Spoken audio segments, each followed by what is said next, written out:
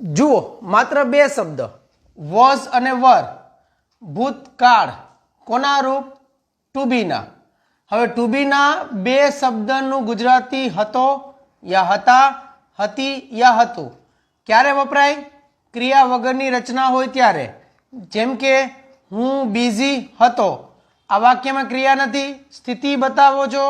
હું એટલે આઈ, હતો માટે વોઝ, બિઝીનું બિઝી, ગુજરાતીનો છેડો અંગ્રેજીમાં બીજું સ્થાન, હતો હતા માટે.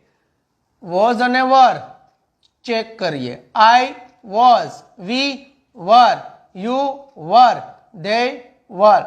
1 2 3 આ ત્રણ શબ્દોના સાથે વર, બાકી હી, સી, ઇટ નામ સાથે વોઝ. હી વોઝ તે હતો. આ થઈ ગયો કોન્સેપ્ટ. વાક્ય કેવા બને?